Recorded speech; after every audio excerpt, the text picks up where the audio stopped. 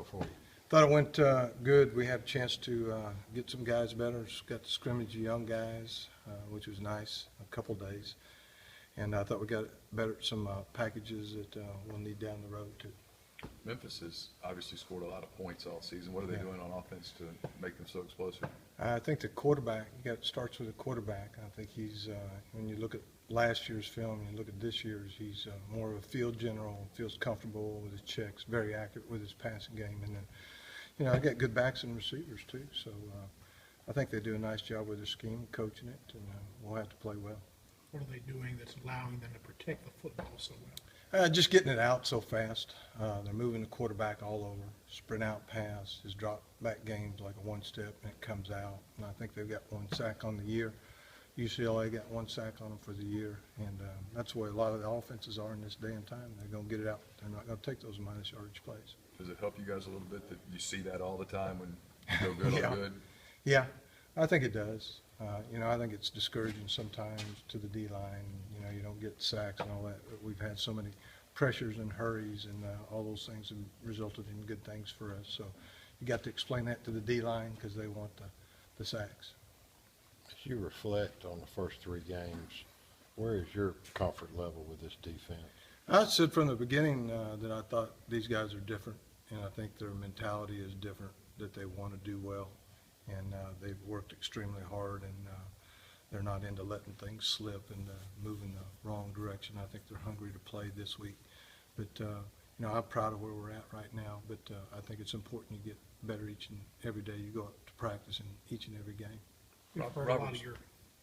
Robert was saying, I guess yesterday, that there was a lot of emphasis in the open date about, working to stop the run a little more, run fits, that kind of thing. Do you feel like you've improved there? Yeah, like I said before, that was probably my fault because I was trying to get the ends up the field too much, and we weren't squeezing on some of the things that we needed to squeeze on. And it was scheme more than it was the players. So I think we got those things answered, I believe.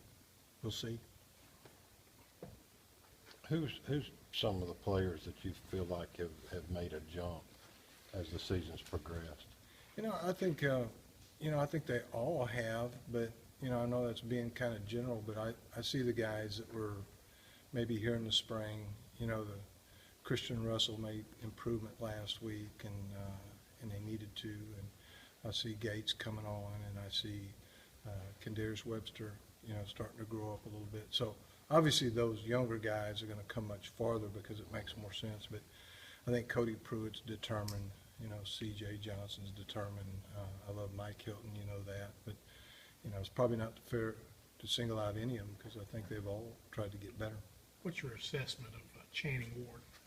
I think Channing's, we've moved him back and forth a couple times, and he certainly helped us in the first few games, and he'll continue to do that. And the better he gets, the more playing time that he'll get. And Channing's one of those guys that he doesn't practice as well as he plays in a game, and I think it's part of that is just totally being focused, on every rep that he gets. But I'm glad he's there and he makes a difference for us. Is that frustrating as a coach? Guys like that? I think, I've had over the years, you have guys like that. And I don't like the term gamers, it's not good for a coach. But he does seem to play better in the games. What is that, a gamer? Does that make you hesitant or reluctant to put him in at times, though, after you've seen him practice that all week? I put it on the kids because how they practice is who gets the reps in the game. So, unless you got injuries or, and then all of a sudden you get 1 or 2 guys back, maybe you're not getting as many plays in the game. But I challenge all of them from the standpoint of one of our goals this year was to be able to have more depth on our defense. And in many of the spots we're able to play more players. And we've been fortunate enough in some of these early games to get some experience with some of the younger players. So you better watch it. You get passed up. I always tell them, you first teamers, you got to try to do everything you can to separate yourself. And second teamers, you're 1 snap away from being a starter with an injury or whatever it might be.